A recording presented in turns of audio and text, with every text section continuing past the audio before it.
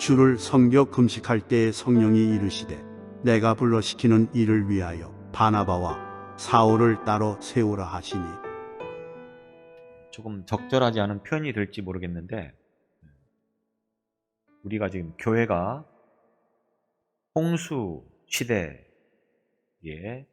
있다라고 말을 해도 틀린 말이 아닐 만큼 곳곳마다 십자가가 우뚝 선 교회들의 모습을 쉽게 발견할 수 있습니다. 한편으로는 굉장히 긍정적인 측면이 있고, 또 이와 같은 일들이 당연시 여겨져야 될 그런 상황임에도 불구하고 세상의 시각은 결코 따뜻하지만은 않다고 하는 것을 우리들이 쉽게 경험하게 되어집니다. 그래서 교회가 세워지면 기뻐야 되고 사람들이 반가워야 되고 좋아해야 되는데 꼭 그렇지만도 않다. 더욱이 어느 지역에 교회를 짓는다, 예배당을 건축한다 했을 때는 그 주변 사람들이 집값 떨어진다고 앞장서서 반대를 하는데, 그 주도 세력이 주로 교회를 다니는 사람이라고 하는 놀라운 사실입니다. 아마도 여러분이 집에서 출발해서 우리 교회까지 오는 데 있어서는 몇 개의 교회를 아마 보면서 여기까지 오게 되는 줄로 압니다. 이 주변은 사람들이 그렇게 많이 살지 않아서 교회가 그렇게 많지 않은데, 부천 같은 경우에는 건물 하나당 교회 하나가 있다라고 그렇게 표현을 할 만큼 굉장히 많은 교회들이 있고, 한국 전체를 통해서 봐도 굉장히 많은 교회들이 있습니다. 그런데 교회에서 사실 통계를 내본 결과 약 5만여 개에서 6만여 개 정도의 교회가 있고, 여기에다가 이단들까지 다 포함을 하면 더 숫자가 많아지겠지만, 여튼 우리가 생각하는 것만큼 그렇게 많지만은 않다고 하는 겁니다. 5만 개 정도? 그러면 한국 전체를 통해서 보면 사실은 그렇게 크게 많다고 볼 수는 없습니다. 근데 주로 사람들이 많이 사는 곳들에 집중해서 이제 교회가 세워지다 보니까 많다라고 그렇게 느껴질 만큼 이제 교회의 숫자가 그렇게 통계가 나오고 있습니다. 문제는 그 많은 교회들이 있다고 하여서 모든 교회들이 다 하나님 앞에 합당하게 쓰임을 받느냐라고 하는 문제가 되겠습니다. 우리 교회를 하나님께서 보실 때 과연 어떤 교회라고 말씀을 하실까? 혹시 이런 걸 생각해 보신 적이 있으신지 모르겠습니다. 교회들은 마땅히 하나님께서 세우셨다. 그리고 하나님께서 그 교회 가운데 함께 하신다. 우리가 이론적으로는 그렇게 말을 하고 또 그렇게 알고 있습니다. 그런데 과연 그럴까라고 하는 의문문이 붙는 이유는 어디에 있습니까? 성장하지 못하는 교회들이 많이 있다고 하는 것입니다. 여기서 성장한다고 하는 것을 꼭 숫자만을 말하려고 하는 것은 아닙니다. 숫자는 한편으로는 중요하지 않은 문제일 수도 있습니다. 여튼 교회는 건강해서 성장해야 된다고 하는 것이 주로 이제 핵심 표현이 되어져야 된다고 하는 것인데, 과연 성장하는 교회냐, 성장하지 않는 교회는 어떻게 표현할 수 있습니까? 여러분, 우리가 사람의 신체가, 정신이 건강하면 어떻게 됩니까? 성장을 하게 돼 있습니다. 반드시 이상이 없으면 성장을 한다고 하는 것입니다. 반대로 말하면 성장하지 않는 것은 왜 그렇습니까? 뭔가 이상이 있고 문제가 있다라고 이야기를 할 수가 있는 것입니다. 교회도 마찬가지입니다. 교회가 성장하지 못한다. 이것은 반드시 문제가 있다라고 라고 그렇게 이야기를 할 수가 있겠습니다. 그래서 교회로서 교회의 사명을 감당하지 못하는 그런 교회들이 얼마나 많은지 모릅니다. 다시 말하면 교회의 사명이 무엇입니까? 그 사명을 제대로 감당하지 못한다고 하는 겁니다. 왜? 먹고 살기 바쁩니다. 교회 월세 내기 바쁘고 교회 빚 갚기 바쁘고 그런 과연 교회가 뭐 빚 갚으려고 존재하는 것도 아닐 것이고 월세 내려고 존재하는 것도 아닐 것인데 이 일에 치여서 목회자가 제대로 생활비도 충당하지 못하는 그런 교회들이 허다하다고 하는 겁니다. 그래서 80%는 미자립이라고 하는 그 기준을 어디까지 두는지는 모르겠는데 미자립 교회다라고 말을 할 만큼 한국 교회 현실이 그렇다라고 하는 겁니다.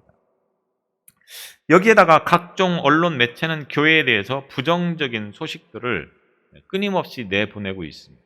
그래서 교회에서 하나의 문제 사건이 터지면 교회 안에서 끝나면 아무도 모르겠죠. 근데 교회 안에서 끝나는 것이 아니고 그거를 세상 법정으로 갖고 가고 뭐 매스컴으로 들고 가고 그러다 보니까 세상 매스컴들이 누구보다 앞장서서 이 문제를 들고 나온다고 하는 겁니다. 그래서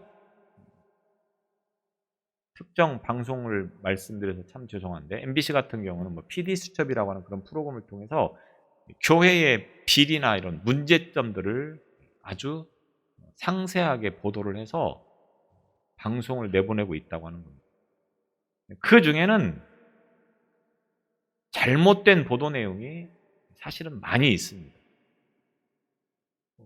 어떤 사건을 부정적인 시각으로 보면서 파고들면 문제 없는 상황은 아무것도 없거든요. 근데 그런 것들을 중점적으로 이제 해서 잘못된 그런 보도 내용들이 참 많이 있습니다. 어쨌든 매스컴들도 이제 교회에 대해서 이와 같이 부정적인 그런 시선을 향하여서 내보내고 있다라고 하는 겁니다.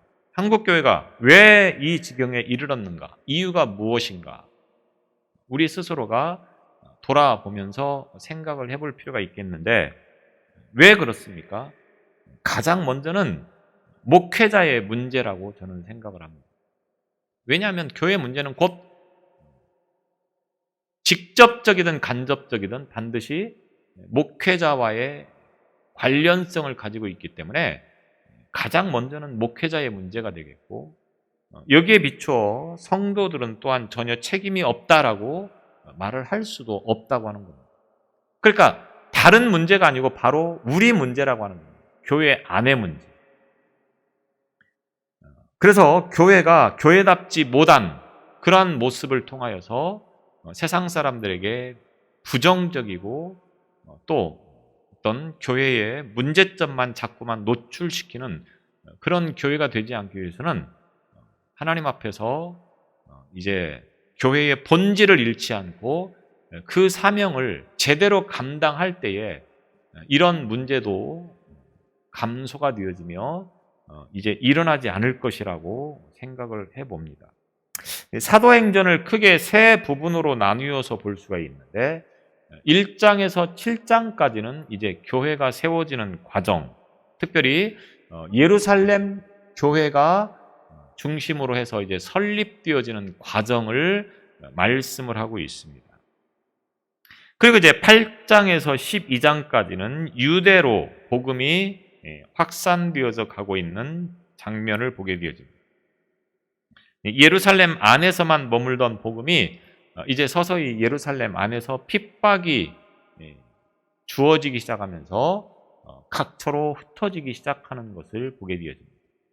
세 번째로는 13장에서 마지막 28장까지는 본격적인 세계 선교의 이방 선교의 그 모든 내용들을 상세하게 기록하고 있는, 그래서 안디옥에서부터 시작을 해서 로마까지, 그리고 로마를 뛰어넘어서 땅 끝까지 복음이 증거되어져 가는 그런 과정들을 우리가 보게 되었습니다.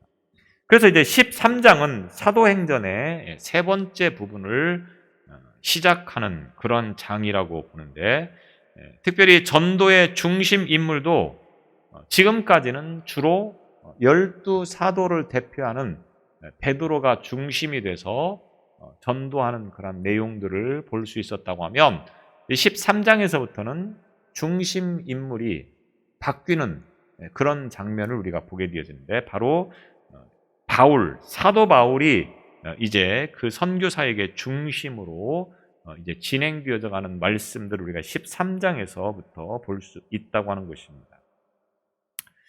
또 예루살렘 교회가 선교의 중심축이었다고 하면 이 13장 이후로부터는 안디옥 교회가 선교의 중심축, 선교 센터가 돼서 이곳에서부터 세계 각처로 복음이 흩어지는 그런 내용들을 우리가 볼 수 있다라고 하는 것입니다. 안디옥 교회가 이와 같이 매우 중추적인 역할을 감당하는데 안디옥 교회는 어떤 교회냐?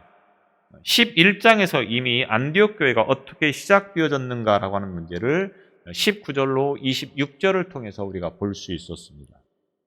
안디옥 교회는 이방인들로 구성된 교회였음을 11장 19절로 21절을 통해서 볼 수 있었습니다. 또 안디옥 교회는 예루살렘 교회가 모교회가 되어서 개척되어진 교회라고 하는 것을 22절을 통해서 볼 수 있었습니다. 그리고 안디옥 교회는 바나바가 목회자로 파송을 받아서 세워진 그런 교회, 바나바는 사도 바울과 1년 동안 이곳에서 공동 목회를 하면서 교회를 세워갔다고 하는 것을 25절과 26절을 통해서 우리가 볼 수 있었습니다. 또 안디옥 교회에서 처음으로 예수 믿는 사람들을 가르쳐서 그리스도인이라고 하는 단어를 쓰기 시작했다. 제가 그때 말씀을 드렸듯이 그리스도인이라고 하는 말은 우리식으로 말하면 예수쟁이, 이런 뉘앙스가 담겨 있는 그런 표현인데 바로 이 말이 이 안디옥 교회에서 처음 이제 등장을 했다라고 그렇게 볼 수가 있겠습니다. 그래서 이렇게 세워진 안디옥 교회가 이제 선교의 중심, 축이 되어지는데 안디옥 교회가 어떤 교회였는가라고 하는 것을 우리는 이 오늘 본문의 1절로 3절까지를 통해서 다시 한번 구체적으로 안디옥 교회의 모습을 우리가 보게 되었습니다. 먼저 안디옥 교회는 영적 지도자들을 통해서 가르침을 받은 교회였다라고 하는 것을 1절을 통해서 우리가 보게 되어집니다. 그래서 안디옥 교회에 선지자들과 교사들이 있으니, 안디옥 교회에 선지자들과 교사들이 있었다. 선지자들이라고 하는 말은 헬라 말로는, 이 성경이, 신약 성경이 헬라어로 기록되어 있는데 헬라에서 주로 이 선지자라고 하는 말이 쓰여질 때는 신탁이나 감추어진 일들을 선포하거나 해석하는 자를 가리켜서 선지자다. 신탁이라고 하는 말은 쉽게 말하면 신이 인간에게 전달하고자 하는 말씀, 그것을 신탁이라고 합니다. 그러니까 선지자는 뭐냐? 신이 인간에게 전달하고자 하는 그 말씀을 대신 전하는 일을 하는 사람이 선지자다, 이런 말이라고 하는 것입니다.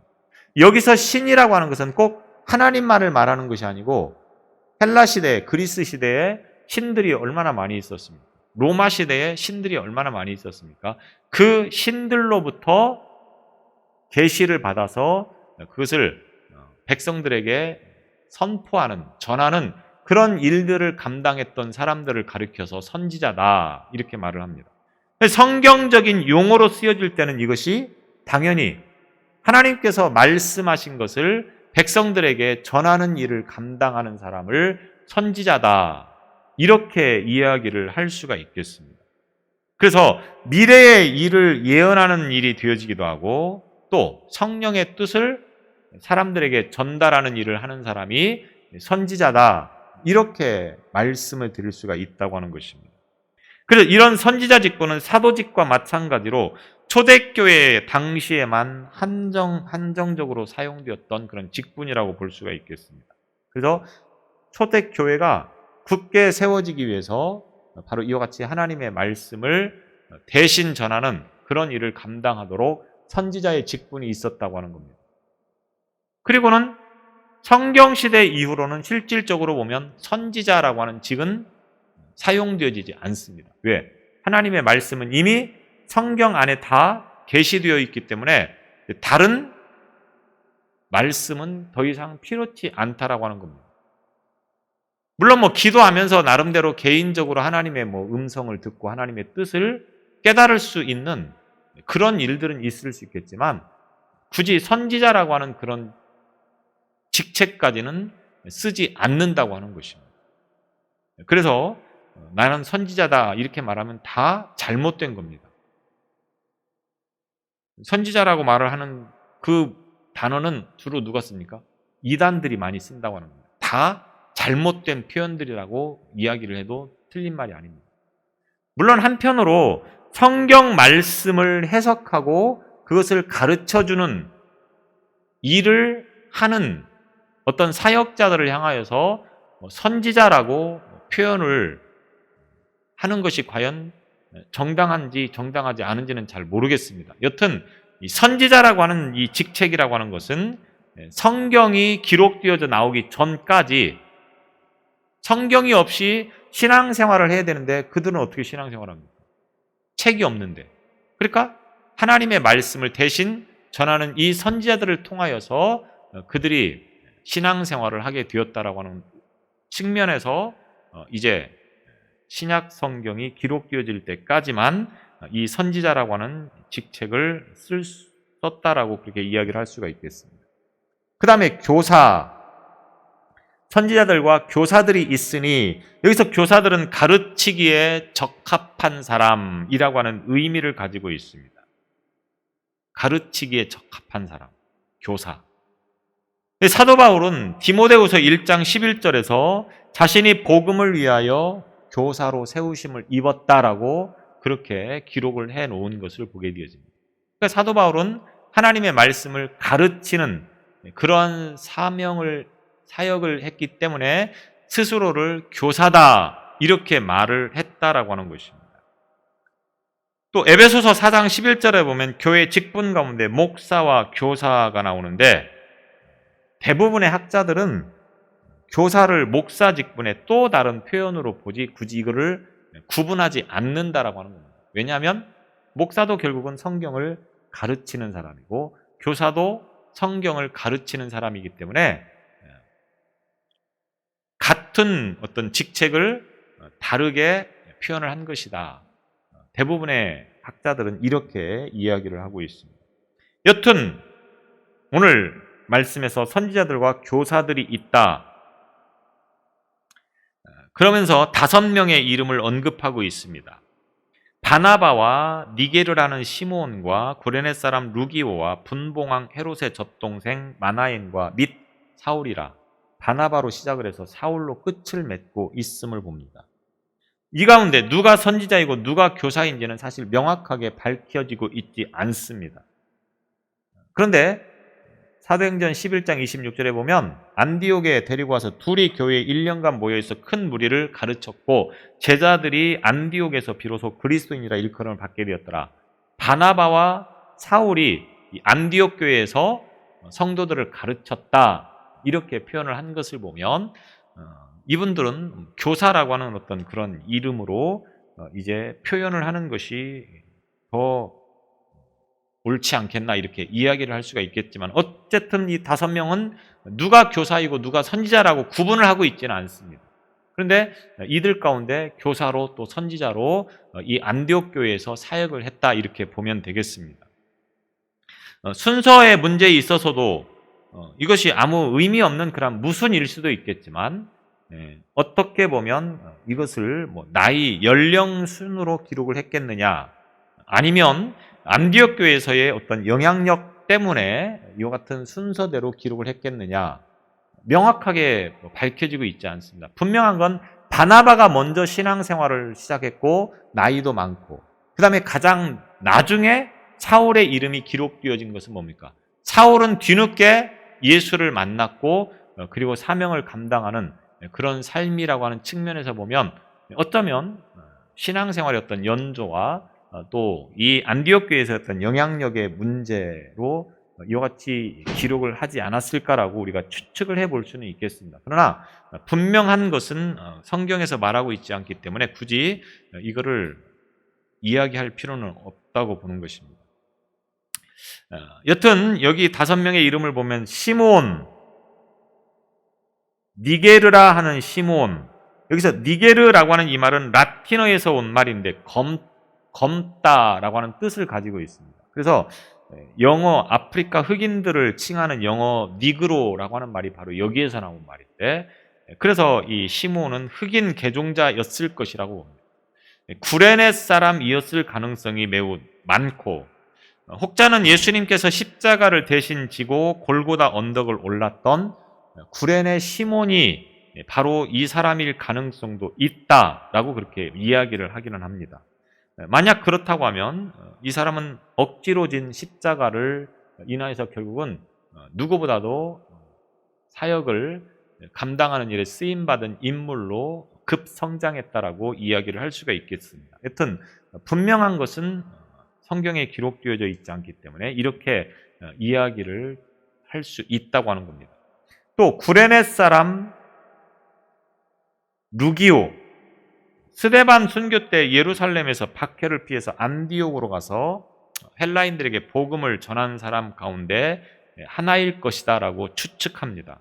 혹자는 로마서 16장 21절에 보면 바울의 친척 누기오라고 하는 이름이 언급되어지는데, 이 누기오가 바로 이 사람일 것이다라고 이야기를 하기도 합니다.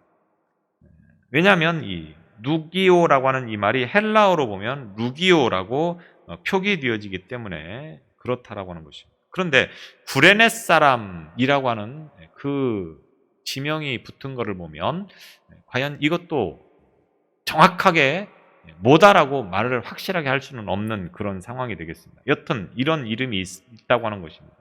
그 다음에 누구 있습니까? 분봉왕 헤롯의 젖동생 마나엔. 그래서 젖동생이라고 하는 말은 누구와 함께 양육받은 이라고 하는 의미가 되겠습니다. 그러니까 마나엔은 BC 4년부터 AD 39년까지 갈릴리와 또 베레아 지역을 다스렸던 헤롯 왕의 유모의 아들이었을 것이다 라고 이야기를 합니다. 이 사람이 헤롯의 유모로 들어가서 헤롯과 이 마나엔을 함께 이제 키웠을 것이다 이렇게 이야기를 하는 것입니다. 여튼 같은 젖을 먹고 자란 헤롯과 그리고 마나엔은 정반대의 삶을 살아가는 것을 우리가 성경을 통해서 보게 되었습니다. 이와 같이 5명의 이름이 언급되어지고 있는데 이 모두 사람들이 각양각색이라고 하는 표현이 옳은 것 같습니다.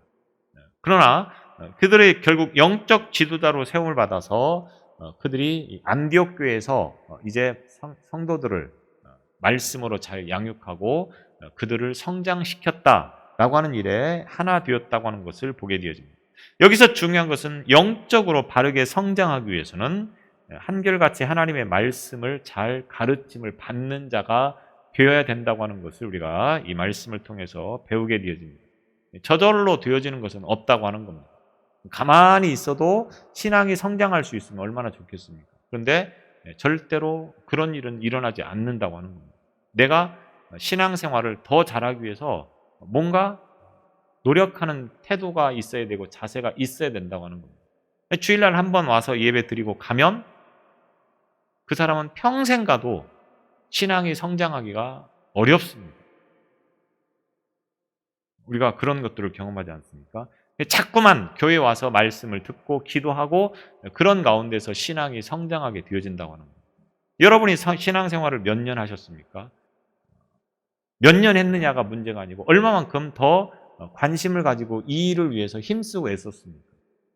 몇 년이 중요한 게 아닙니다. 얼마만큼 내가 신앙 성장을 위해서 이런 태도를 가지고 있었느냐. 안디옥 교회는 하나님의 말씀을 잘 교육받음으로 인하여서 그들이 선교의 어떤 중심축이 될 수 있었다고 하는 것을 우리가 이 말씀을 통해서 보게 되어집니다.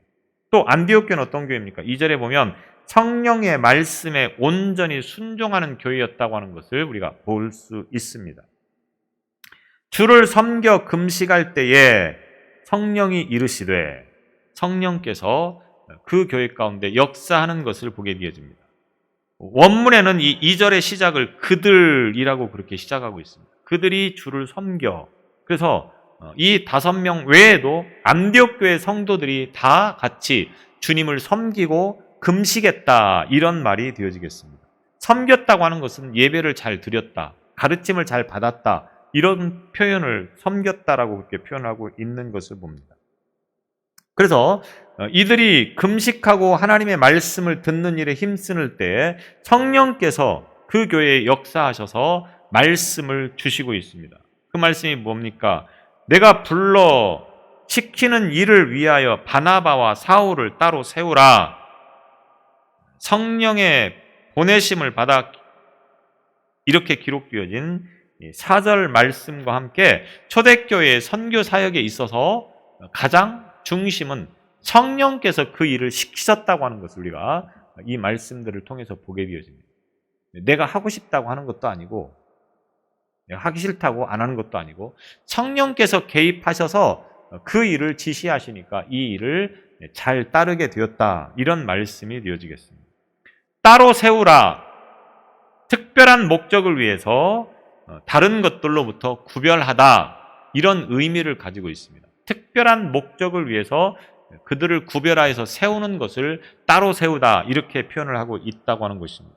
그래서 사도 바울이 로마서 1장 1절에서 자신이 예수 그리스도의 사도로 부르심을 받아 하나님의 복음을 위하여 택정함을 입었으니, 택정함을 입었다라고 하는 표현이 바로 이 같은 표현이 되겠습니다. 성령께서 바나바와 사울에게 복음 전하는 특별한 임무를 부여하셨다라고 하는 것입니다. 그래서 선교의 사명은 철저하게 자발적인 열심으로 되어지는 것이 아니고 성령의 주권적인 그러한 강권함으로 인하여서 되어지는 것이다라고 하는 것을 우리가 보게 되어집니다. 그래서 참 사역자는 성령의 인도하심에 의해서 되어진 것이다. 자발적인 어떤 그런 것이 아니고 하나님께서 이끄셔서, 성령께서 이끄셔서 그 일을 하게 하셨다라고 하는 것입니다. 그래서 여기서 우리가 주목해야 될 것은 뭡니까? 바나바와 사울은 어떤 인물입니까? 안디옥 교회에 있어서는 없어서는 안 되는 아주 중요한 인물입니다. 안디옥 교회가 성장을 하고 이와 같이 많은 일을 할 수 있었던 가장 중요한 것은 무엇입니까? 바로 이 바나바와 사울이 그 교회를 통하여서 이제 양육하는 일들을 잘 감당했기 때문이라고 하는 겁니다. 물론 이 일의 중심에는 성령께서 역사하셨지만 사람의 어떤 손길이 절대적으로 필요한 그런 상황에서 본다고 하면 이 안디옥 교회는 사실 이 두 사람이 없으면 안 된다고 하는 것입니다. 그런데 이 두 사람을 따로 세워서 선교사로 보내라고 하는 것을 말씀하고 있다고 하는 겁니다. 그래서 이런 말씀을 들을 때에 안디옥 교회가 순종했다고 하는 것입니다. 아프리카 선교사로 갔던 리빙스톤이 안식년을 맞아서 이제 본국으로 돌아와서 말씀을 전하면서 선교사의 어떤 그 꿈을 가지고 있는 지망생들을 불렀습니다. 그때 한 청년이 헌신하려고 할 때 그 어머니가 하는 말이, 너는 우리 집안의 외아들이다. 너는 선교사로 보낼 수 없다. 돈 많이 벌어서 장로해라. 이렇게 얘기를 했겠죠. 그러니까 리빙스톤이 이 어머니에게 하나님께서 우리를 사랑하셔서 구원하기 위해서 독생자 예수 그리스도를 보내주셨습니다. 이렇게 말을 했다고 하는 겁니다. 무슨 의미입니까? 하나님을 섬겼던 그리스도인들은 한결같이 하나님의 말씀에 순종하여서 자신에게 가장 귀한 것을 드림으로 인하여서 기뻐하며 행복할 수 있어야 된다고 하는 겁니다. 왜? 하나님의 가장 귀한 독생자를 우리를 위해서 보내주신 분입니다. 우리는 그 하나님의 우리식으로 희생적인 그러한 것으로 인하여서 우리가 구원받고 하나님의 백성이 되었습니다. 그런데 우리는 지금 하나님께 무엇을 드리고 있습니까? 가장 귀한 것을 아낌없이 드리는 그런 신앙생활을 하고 있습니까? 하나님께 드릴 때 어떤 것을 드리고 있는지, 내가 뭔가를 하나님께 드릴 때 어떤 것을 드리고 있는지를 한번 곰곰이 생각해 보시기 바랍니다. 정말로 중요한 거, 가장 소중한 것들은 살짝 옆으로 빼놓고 이 정도면 내가 조금 손해를 봐도 될 것 같다. 혹시 그런 것들만을 골라서 드리고 있지 않느냐라고 하는 것입니다. 리빙스톤이 말한 것처럼 하나님은 가장 귀한 것을 오늘 우리를 위해서, 저와 여러분을 위해서 보내주셨다라고 하는 거예요. 가장 귀한 것. 선교사 짐 엘리옷이라고 하는 사람이 이런 말을 했습니다. 영원히 잃어버릴 수 없는 것을 얻기 위해 영원히 간직할 수 없는 것을 주는 것은 어리석은 것이 아니다. 영원히 잃어버릴 수 없는 것을 얻기 위해 영원히 간직할 수 없는 것을 주는 것은 어리석은 것이 아니다. 무슨 말인지 이해가 되십니까?